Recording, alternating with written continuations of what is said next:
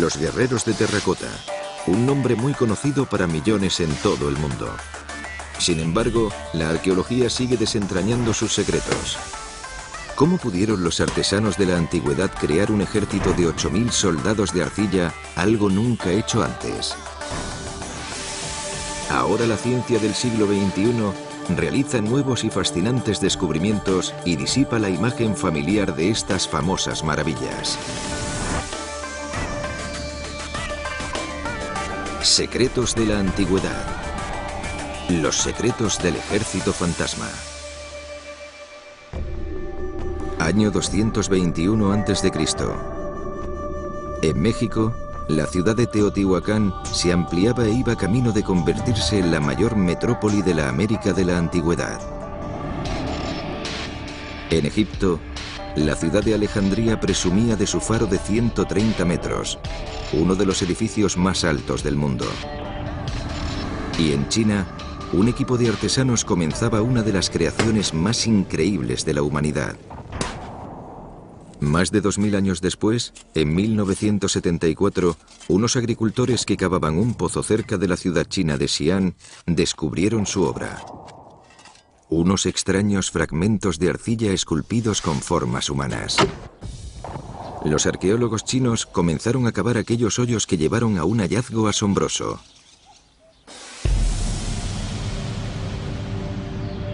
$8000 guerreros de arcilla, infantería, arqueros, generales, caballería, todos encerrados en 3 fosas cerca de la tumba de uno de los hombres más poderosos de la historia.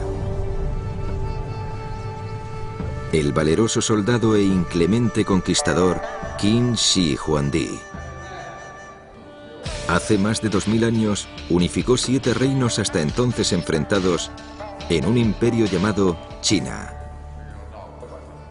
Proclamándose a sí mismo su primer emperador y haciéndose construir una de las mayores tumbas piramidales vistas sobre la tierra. ¿Por qué mandó realizar el primer emperador de China 8000 soldados de arcilla de tamaño natural para su tumba, algo que ningún gobernante chino había hecho antes? ¿Y cómo pudieron sus artistas esculpir esas 8000 estatuas, cada una de casi 2 metros de altura y un peso máximo de 300 kilos, algo que ningún artesano chino había hecho antes? El gran logro de los guerreros de terracota exige una explicación. Incluso para un emperador, debieron de costarle una fortuna. Su creación exigía años de trabajo y un ingenio inagotable, además de numerosos trabajadores enfrentándose a realizar esculturas de arcilla a una escala inédita. Y una vez terminadas, fueron enterradas fuera de la vista humana. ¿Por qué Qin Shi Huangdi empleó tantos esfuerzos y dinero en ellos?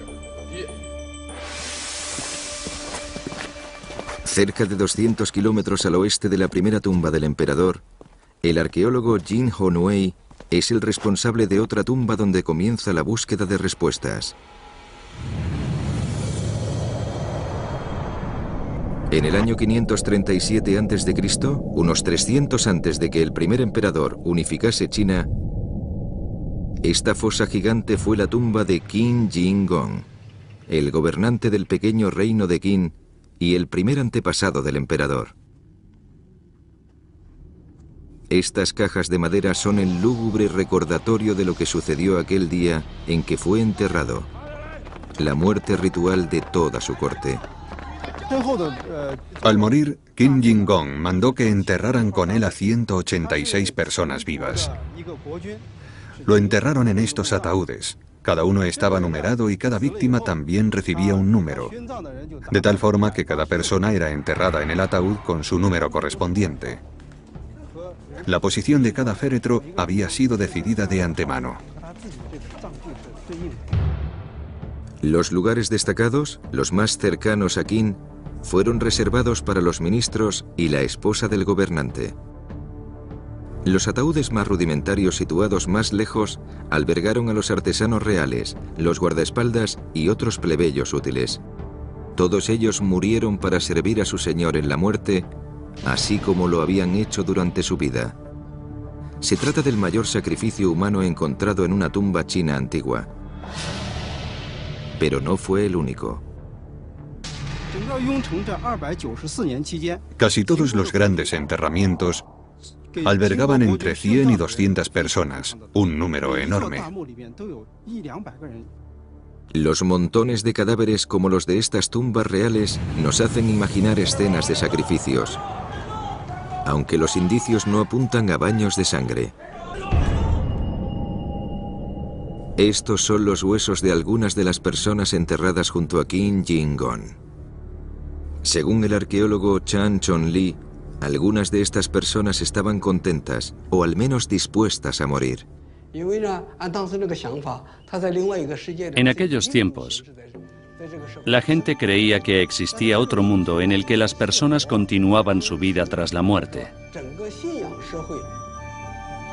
Los seguidores y los miembros de los séquitos de los gobernantes disfrutaban de sus vidas junto a su Señor en este mundo. Así que seguirlo tras su muerte era algo bastante natural. Para ellos, la muerte era otro tipo de vida. Algunas personas se sentían aterrorizadas y no estaban dispuestas a morir. Pero otras pensaban que sin su Señor, sus vidas carecían de sentido. Así que deseaban seguir a su Señor a la muerte, algo que consideraban un gran honor. A pesar de los sacrificios humanos en masa, China fue víctima de una matanza aún mayor. 65 años tras el funeral de Kim Jin-gong, los 7 reinos de China se enzarzaron en una guerra.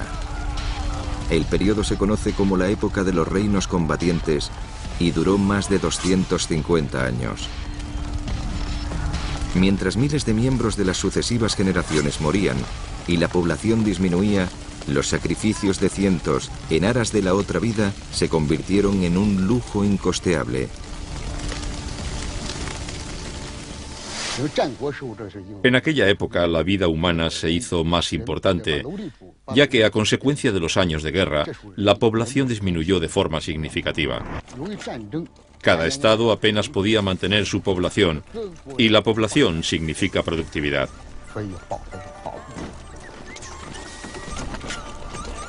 Cuando el emperador acabó con décadas de guerra y unificó China, los sacrificios humanos ya eran poco frecuentes. Los gobernantes los habían sustituido por modos más humanos de sustento para la otra vida. En una tumba 300 años más antigua que la del primer emperador, hemos encontrado pequeñas figuras de alfarería de algo menos de medio metro de altura. Esto demuestra que las figuras de barro estaban sustituyendo a los seres vivos como objetos funerarios. Las tumbas que hemos ido encontrando y que datan de aquella época en adelante contienen más y más objetos como esos. Pero nada como esto. El primer emperador heredó la tradición de las figuritas funerarias y la llevó a una nueva dimensión. Sus figuras eran todas de tamaño real y ninguna se parecía a otra. Su calzado, sus cuerpos y especialmente sus rostros, todos parecen distintos. Algunos creen que los 8000 guerreros de barro son todos individuos diferenciados, aunque nadie ha hecho las comparaciones, al menos hasta ahora. En Wellington, Nueva Zelanda, Glenn Cameron, un experto en fisionomía, está a punto de intentar algo que nadie ha probado antes gracias a NeoFace, un programa de reconocimiento de rostros reconocido como el mejor del mundo. El programa se ha usado en Asia y por todo el mundo de varios modos: inmigración, seguridad fronteriza y policía. El programa puede reconocer alrededor de 1 millón de rostros por segundo. Así que estamos muy orgullosos de él y pensamos que en la misión de hoy también hará un buen trabajo. La misión consiste en analizar los rostros de unos 100 guerreros de terracota para comparar al instante sus ojos, narices, bocas y otros rasgos importantes para intentar encontrar alguna correspondencia.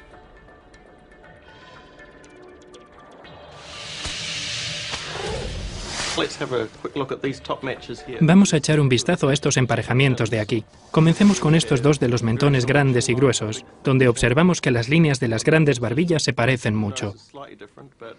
Las posiciones de las bocas también son similares. Las narices son un poco distintas y los ojos y las cejas son muy distintos. Aquí tenemos una gama enorme de rostros muy individualizados. Las cabezas también difieren mucho en cuanto a sus formas. El vello facial también es muy diferente. Asimismo, entre los ojos existen muchas diferencias. Este parece bastante triste. Fíjate en las cejas de este. Casi está frunciendo el ceño. Los rasgos de los ojos y el gesto de las cejas son muy interesantes. Este de aquí tiene la nariz chata. Y este de aquí es más normal. Hay algunas similitudes entre los guerreros, como algunas barbillas, las bocas y las narices, pero todos son únicos. Creo que esto es increíblemente emocionante. Estoy asombrado de que pudieran producir un número tan grande de esculturas de forma tan individualizada. 8.000 individuos. ¿Pero se trata de retratos de los soldados del emperador o producto de la imaginación de los escultores? Nunca lo sabremos. Aunque algo sí está claro. Crear 8.000 individuos de arcilla convirtió la tarea de producción de los guerreros de terracota en algo más difícil de lo que parece. Además, no había margen de error. Día 1 de la producción de los guerreros de terracota. Alrededor del año 221 a.C. ¿Cómo sería el desafío de hacer soldados de barro a tamaño real cuando nadie había hecho nada similar hasta el momento? Pregunten a este hombre. Y a este. Chan Bin Ruo y Han Ping Se. Se dedican a la construcción de soldados de terracota. De sus fábricas salen cada año miles de réplicas de los guerreros de terracota.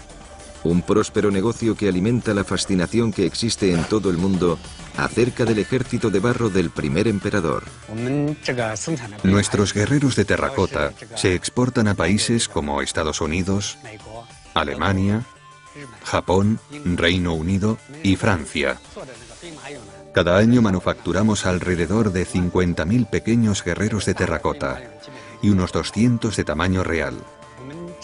Además de las estatuas tradicionales, también modificamos algunos elementos según las necesidades de nuestros clientes. Este guerrero está jugando al golf.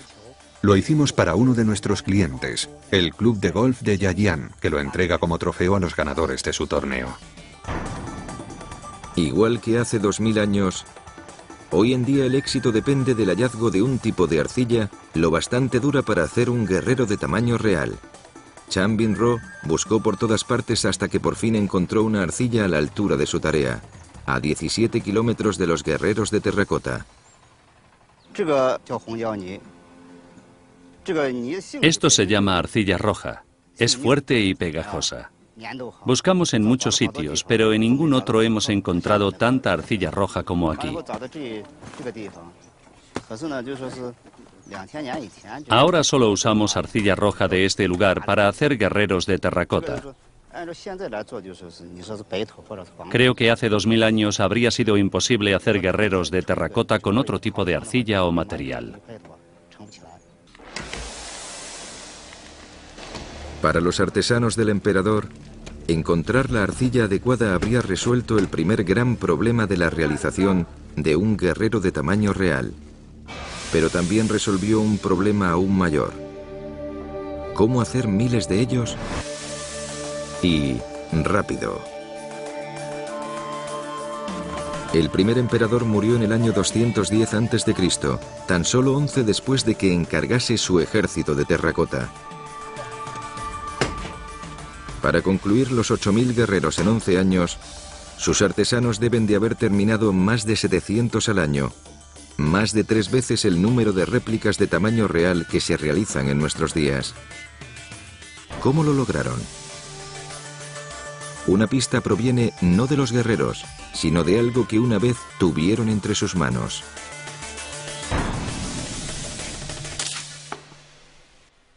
Jan Fuxi pertenece a la 10ª generación de una dinastía de arqueros. Se dedica a hacer réplicas de antiguas ballestas chinas como las que hacían algunos de los guerreros de terracota. Incluso hoy, la parte más difícil es el gatillo de metal de la ballesta.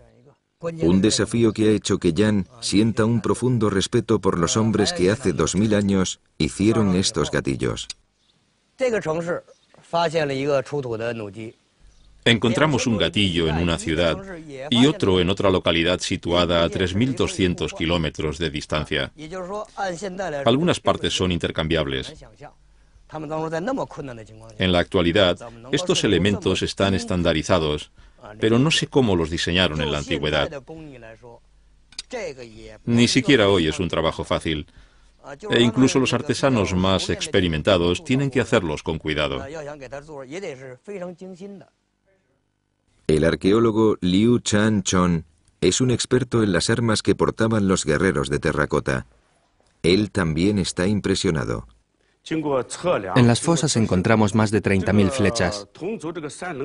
Las comparamos y vimos que la diferencia entre ellas es de menos de 1 centímetro.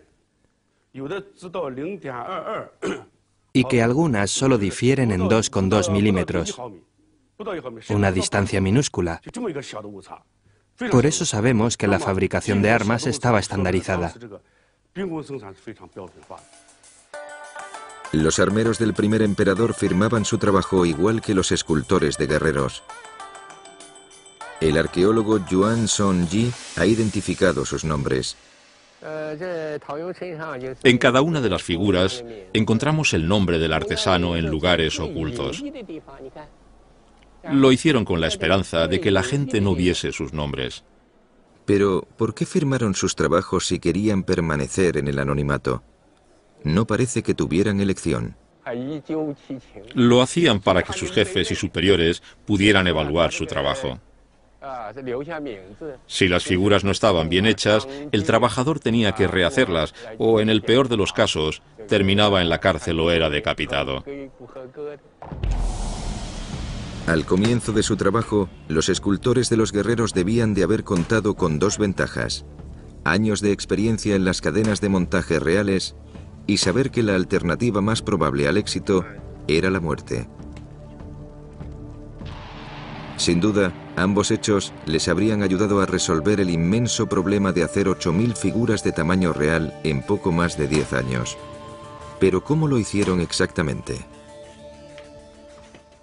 Tras años de pruebas y errores, los fabricantes de las réplicas actuales han aprendido que solo existe una forma de producir estatuas de arcilla con rapidez: introducir la arcilla en un molde, esperar entre 2 y 3 horas hasta que la arcilla se endurezca, y después retirar el molde y apuntalar el torso con palos de madera mientras otros trabajadores tallan los detalles.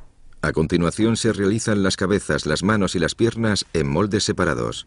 Se deja secar todo durante un periodo de entre 10 y 14 días.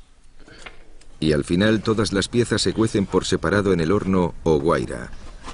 Los creadores de réplicas han aprendido que si construyen la estatua entera, esta podría venirse abajo por la presión de su propio peso antes de secarse o llenarse de aire caliente y explotar en el horno. Como las producimos en masa y hacemos cientos de miles de copias de la misma estatua, el único modo de realizarlas es con moldes. Y no es el único que opina de este modo. Los arqueólogos están de acuerdo en que hace 2000 años los artesanos del primer emperador sabían que el vaciado era la clave de la fabricación eficaz en masa. La única forma de explicar el gran número de flechas encontradas es la producción en masa. Las diferencias entre las flechas son mínimas. Por eso creo que usaron moldes. Así pudieron producir cantidades enormes de flechas con diferencias minúsculas entre ellas. Caso aparentemente cerrado. Los fabricantes antiguos de guerreros debieron de superar el desafío de la producción en serie gracias a los moldes, igual que sus homólogos modernos. Pero hay un problema. No fue así como los hicieron. Este cuerpo partido por la mitad nos proporciona una información muy importante sobre el modo en que se hicieron los guerreros de terracota. Podemos ver los restos de las capas internas de arcilla que muestran cómo se enrollaba. Es un signo muy claro del modo en que la arcilla se enrollaba y se modelaba. Aquí hay una tira y aquí otra. Iban enrollando arcilla hasta que todas las capas se modelaban para dar forma al cuerpo. Esta capa, esta, hasta que llega aquí, cerca del fondo, una por una. Así es como se hacían los guerreros de terracota. Las pruebas antiguas no dejan lugar a dudas. Los guerreros de terracota originales no salieron de moldes, aunque estos sí jugaron un papel para la realización de manos, orejas y cabezas. Pero por increíble que parezca, los cuerpos de los 8000 guerreros de terracota se hicieron de forma individual y a mano, usando técnicas revolucionarias para su tiempo.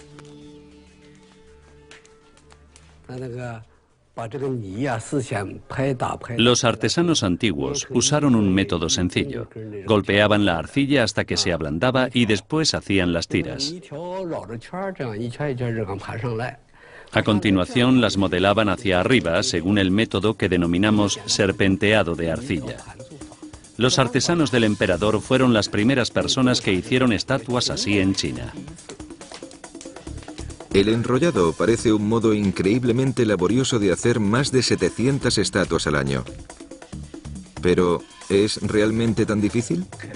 El arqueólogo Chan Chon-li está decidido a averiguarlo haciendo un torso de guerrero de terracota a la antigua usanza junto al fabricante de réplicas Yang Ping-se y su primer oficial.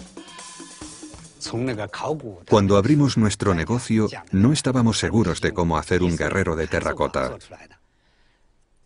Leí acerca del método tradicional de enrollado y lo intentamos. Así tardamos un mes en terminar una estatua. El núcleo del desafío: hacer una figura de 1,80 metros de alto y solo 2 centímetros de grosor, que no se distorsione ni se deshaga por su propio peso. Un peligro que se acentúa a medida que la arcilla sube más alto. Apuntalar la figura con palos de madera resulta útil, pero la única solución real es detenerse y dejar que la arcilla se seque una y otra vez antes de seguir ascendiendo. Eso conlleva parar el tiempo suficiente para que la arcilla se seque, pero no tanto como para que se seque demasiado y se agriete. Cuando miré los guerreros de terracota, me quedé asombrado por el logro. Cuando comencé a hacerlas, mis estatuas se cayeron 3 o 4 veces. Hoy, el vaciado de un guerrero conlleva entre 10 y 14 días. Modelarlo puede llevar incluso un mes entero. Entonces, ¿por qué los artesanos del emperador, los antiguos maestros de las cadenas de montaje, prefirieron modelar a usar moldes? Porque el vaciado es la mejor forma de hacer estatuas en serie. Pero el modelado es el mejor modo de hacer 8000 estatuas distintas. Si estas estatuas se hicieron con moldes, el método solo habría sido eficaz en el caso de la realización de la misma copia una y otra vez. Pero ese no era el objetivo de los antiguos artesanos. Con el método de los rollos de arcilla resulta más fácil hacer guerreros de terracota distintos entre sí, ya sean delgados o gruesos, altos o bajos. El objetivo era crear un grupo de seres humanos. Pero aunque el modelado tuviera más sentido para individualizar a los guerreros, el proceso era más lento. Solo una cosa podía acelerarlo, y el primer emperador lo sabía. Los expertos creen que creó su ejército de terracota de la misma forma que construyó su gigante tumba, con un número ingente de trabajadores. Los arqueólogos han hallado 87 nombres diferentes marcados sobre los guerreros de terracota, así que los encargados de hacerlos debieron de haber sido 87 maestros oficiales. Cada maestro debía tener su propio equipo de ayudantes. 10, según los cálculos de los expertos. Esto significa que había como mínimo 87 equipos y un total de casi 1000 trabajadores. Realizando una estatua al mes, cada equipo habría terminado 12 al año y 8000 en tan solo 8 años. Pero los escultores actuales de réplica saben que un gran grupo de trabajo no habría resuelto el problema final. Un problema que habría dado al traste con su calendario de producción. En el norte de China las temperaturas invernales descienden por debajo de los 0 grados, mientras que en verano se disparan hasta los 35. Las temperaturas extremas acaban con las estatuas de barro antes de que se endurezcan.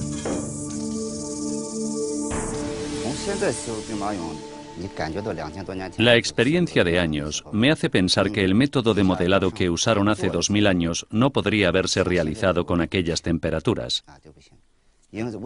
Idealmente, la temperatura debe mantenerse alrededor de los 20 grados centígrados.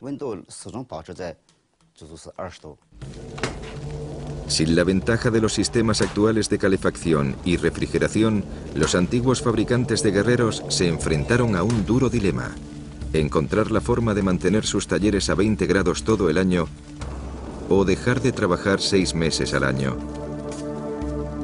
Nadie sabe qué hicieron, aunque el escultor de réplicas Chan Bin-ro tiene su propia teoría. Casas cueva excavadas en las laderas de las colinas por los agricultores que vivían cerca de la tumba del primer emperador. Cálidas en invierno y frescas en verano. Eran lugares ideales donde vivir mientras cuidaban de sus cosechas. Chan cree que hace 2000 años también eran lugares ideales donde hacer guerreros de terracota.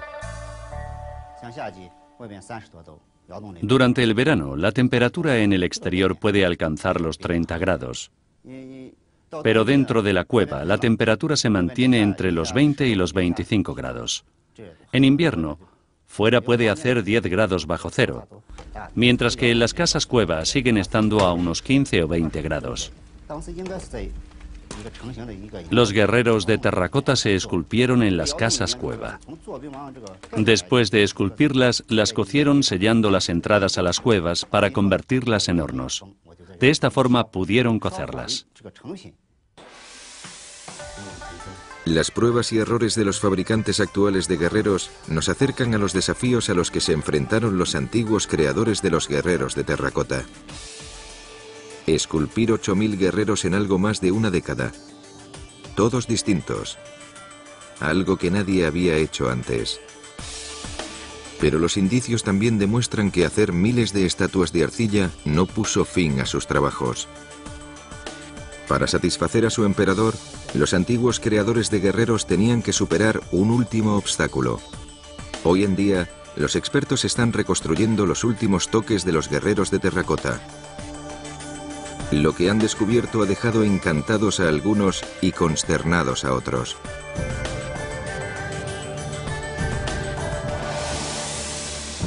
Tras más de 35 años de trabajo, los expertos han aprendido mucho acerca de la restauración de los guerreros de terracota, pero todavía son incapaces de evitar una tragedia arqueológica. Los guerreros salieron del interior de la tierra con restos de color. Sin embargo, esos colores se desvanecían en una semana, a veces minutos después de ser desenterrados. Shou Tie, un experto en conservación, y su equipo corren contrarreloj para salvar lo que puedan. Nuestras cámaras han sido las primeras en obtener autorización para filmar su trabajo sobre fragmentos recién desenterrados de guerreros de terracota nunca vistos por el público que emergen después de más de 2000 años. Cuando hace 2000 años crearon los guerreros de terracota, todas las fosas estaban llenas de color. Cuando las excavamos, la pintura casi había desaparecido.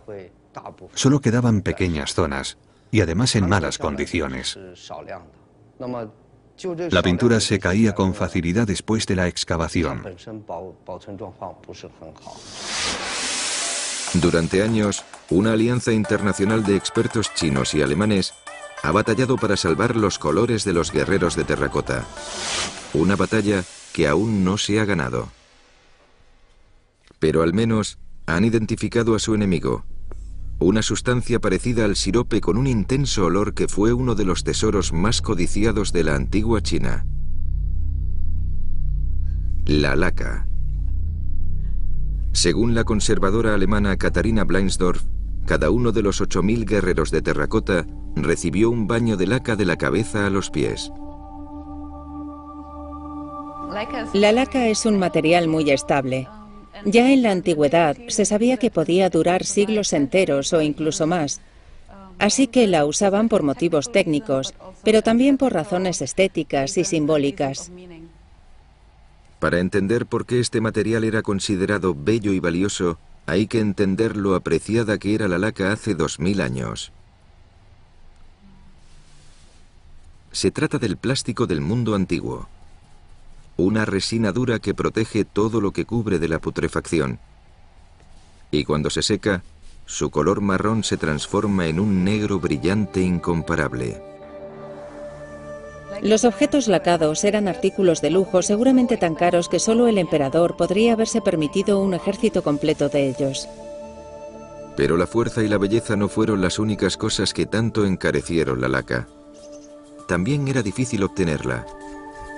La resina del árbol de la laca no puede recogerse hasta que el árbol alcanza los 6 años de edad, y solo entre los meses de junio y septiembre, cuando el tiempo es cálido. Algunos expertos creen que para lacar a un solo guerrero de terracota habría hecho falta la savia de 25 árboles, y hasta 200.000 para terminarlos todos. Eso se debe a que los recolectores de laca solo pueden obtener alrededor de 10 gramos de savia de cada árbol, una cantidad que cabe dentro de una cáscara de huevo.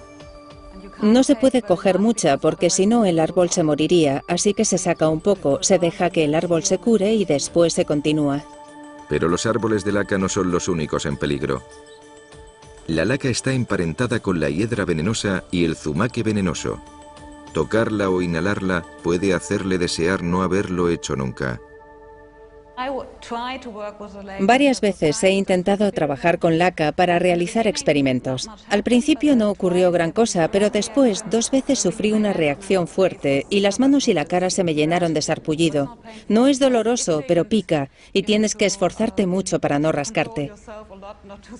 Y tampoco tiene muy buen aspecto. Lo que suele ocurrir es que después de sufrir esta reacción varias veces te inmunizas. Así que al final no te vuelve a pasar. ¿O eso pensó? 2 días después de esta entrevista, la inhalación de los vapores de laca durante nuestra conversación desencadenó otra reacción. Los trabajadores del primer emperador tuvieron que exponerse a la laca. ¿Pero por qué lo hacen los investigadores del siglo XXI? Porque saben que la laca es la clave para la salvación de los colores de los guerreros de terracota. El problema es que la laca pasó 2200 años dentro de tierra húmeda. En cuanto la excavación expone la laca mojada al aire, su humedad comienza a evaporarse. Al secarse, la laca encoge hasta que se descascarilla y se desprende de la arcilla, llevándose con ella la pintura. Las capas de laca se desprenden formando pequeñas cascarillas y no hay forma de pegarlas de nuevo a la terracota. La única solución es mantener la terracota secante adherida a la terracota, sustituyendo su agua por algo que no se evapore. Un grupo de científicos alemanes ha intentado cubrir los fragmentos de guerreros con un plástico que se usa para sellar las tuberías subterráneas de agua. Después, el plástico se bombardea con haces de electrones lanzados desde un acelerador de partículas que evaporan el agua y unen el plástico a la laca. Pero esto no lo pueden hacer los arqueólogos sobre el terreno, y solo disponen de unos minutos para salvar los guerreros pintados. Esperamos encontrar un método sencillo, barato y fácil de aplicar durante la excavación que nos ayude a conservar la laca desde el principio.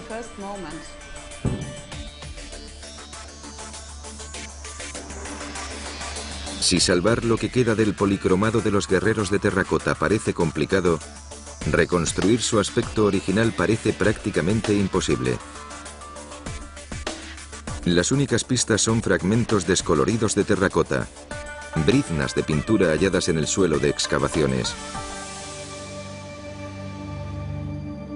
Pero ahora los visitantes de un museo de Múnich pueden contemplar el auténtico aspecto de los guerreros de terracota.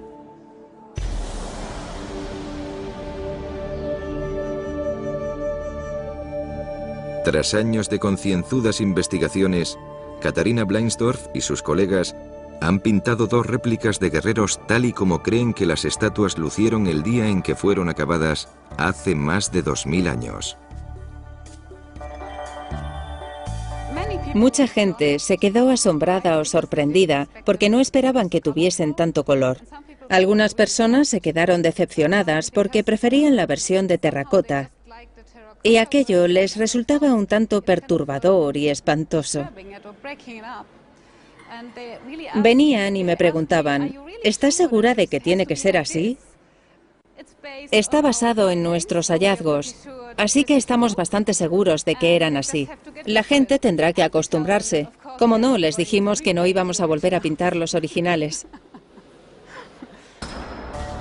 Ver los guerreros restaurados con sus colores originales ya resulta bastante sorprendente, pero las sorpresas no terminan aquí. Cuando analizaron los fragmentos de color supervivientes, los expertos en conservación realizaron un descubrimiento inesperado. Uno de esos colores antiguos no era como el resto. Su nombre es púrpura chino. Y es tan misterioso que un equipo de científicos trabaja al otro lado del mundo, en el sincrotrón, la máquina de rayos X más potente del mundo, ubicada en la Universidad de Stanford, en California, enfocando una luz 1000 millones de veces más brillante que el Sol sobre unas escamas de pintura de color púrpura chino, para intentar averiguar exactamente de qué estaba hecha. Esta es la primera vez que podemos trabajar con material real, concreto. Chi Liu, Apurva Mehta y Nobumichi Tamura son todos físicos, aunque están intentando resolver un misterio arqueológico. Estamos estudiando un fragmento de pigmento de púrpura chino de 50 micrones. Es como un corte transversal de un cabello. Pero a partir de una muestra tan pequeña podemos contar una gran historia. Una gran historia que comienza con el hecho de que el púrpura chino es uno de los 2 colores creados enteramente por el hombre en cualquier lugar del mundo antes del nacimiento de Jesús. El otro es el azul de Egipto, creado por químicos que trabajaban para los faraones a miles de kilómetros de China y siglos antes de que la ruta de la seda abriese el comercio entre China y Occidente. La gente especula con la posibilidad de que se hubiese producido una transferencia de tecnología entre Egipto y China debido a la similitud de los 2 materiales, algo muy significativo tanto desde el punto de vista del desarrollo tecnológico como desde la perspectiva de la comunicación entre las 2 civilizaciones. El haz de luz del sincrotrón confirmó que el púrpura chino y el azul de Egipto comparten los mismos ingredientes salvo 2. El azul de Egipto contiene calcio, mientras que el púrpura chino tiene bario. Además, los chinos añadieron algo que los egipcios nunca usaron: el óxido de plomo. Esto indica que los chinos inventaron el púrpura chino totalmente y de forma independiente de los egipcios. Es decir, no se produjo ninguna transferencia tecnológica. Esta prueba nos ha demostrado que lo que usaron para crear este material es algo muy único. Pero si no lo trajeron de Egipto, ¿cómo inventaron los chinos el púrpura? El equipo cree que la respuesta no se encuentra ni en la ciencia ni en el arte, sino en la religión. Este traje funerario se hizo para un gobernante chino enterrado no mucho después de que los guerreros de terracota fueran sepultados. Es un traje hecho de miles de piezas de jade. Hace 2000 años, los miembros de la élite china creían que el jade les haría mágicamente inmortales, y por eso pagaban a alquimistas para que encontrasen la fórmula de la creación del jade.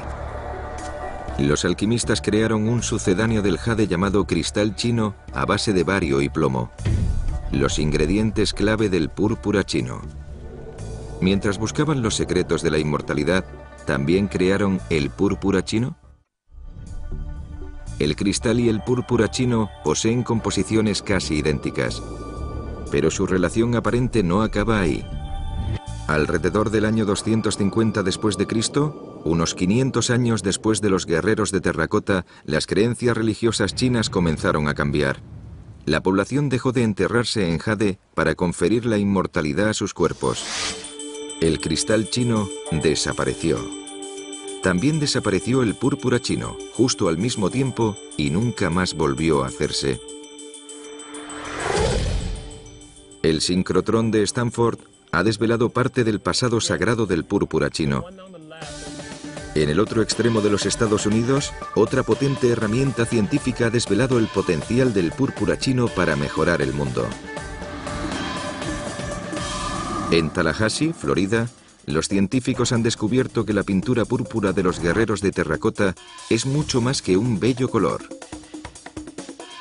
El descubrimiento se produjo aquí, en el Laboratorio Nacional de Altos Campos Magnéticos, hogar del híbrido 45T, el imán más potente del mundo, que tiene 45 teslas de fuerza magnética. Eric Palm, el director de las instalaciones, tiene una forma sencilla de mostrar de lo que son capaces 45 teslas. Si acerco este cable de acero al imán, vemos cómo es atraído hacia él. Creo que la energía almacenada equivale a unos 20 cartuchos de dinamita. Es tan peligroso que normalmente no permitimos a nadie sin entrenamiento que se acerque al imán. Tampoco permitimos visitas para verlo, para evitar que ocurra algo malo. Un riesgo que a muchos no les importa correr. Científicos de todo el mundo, como Suchitra Sebastian, de la Universidad de Cambridge, solicitan pasar tiempo junto al imán todos los años. Hay que tener mucho cuidado para no acercar nada metálico a metros de distancia del imán porque sería letal. Ya hemos visto lo que le puede suceder a un pequeño anillo de acero. Puedes sentir cómo el imán te lo arranca de la mano y lo chupa. Esto es crucial porque si estás sosteniendo algo como una llave grande o una silla de acero, podría matar a alguien si se interpone en su camino.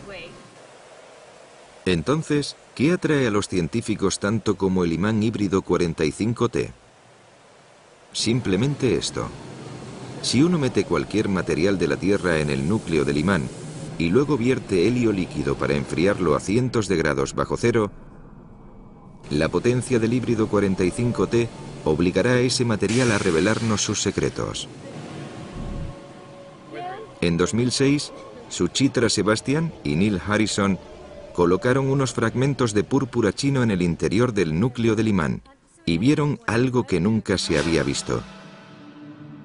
Dentro del imán, las moléculas de púrpura chino se convirtieron en una sola onda magnética. Los científicos hicieron descender la temperatura aún más y la onda magnética perdió su tercera dimensión, separándose en dos planos dimensionales individuales. Cuando lo vi por primera vez apenas lo pude creer. Fue una gran sorpresa, un tipo de descubrimiento totalmente nuevo. Un descubrimiento que podría cambiar el mundo, ya que estudiar los cambios de 3 a 2 dimensiones podría ayudar a construir mejores materiales superconductores. Y los superconductores mejorados podrían conllevar trenes magnéticos más eficaces, menores facturas de electricidad y ordenadores más rápidos. Resulta increíble pensar que este material que lleva con nosotros más de 2000 años fuese descubierto, de hecho creado, por químicos chinos para los guerreros de terracota hace 2000 años. Me parece increíble pensar que hayamos redescubierto este material y que esto haya resultado en un avance fundamental con nuestros conocimientos de física en el siglo XXI. Es alucinante. ¿Qué otros secretos podrían permanecer ocultos en este antiguo ejército de arcilla? Hace más de 2000 años, los guerreros de terracota surgieron de la visión de un emperador y de un genial logro tecnológico.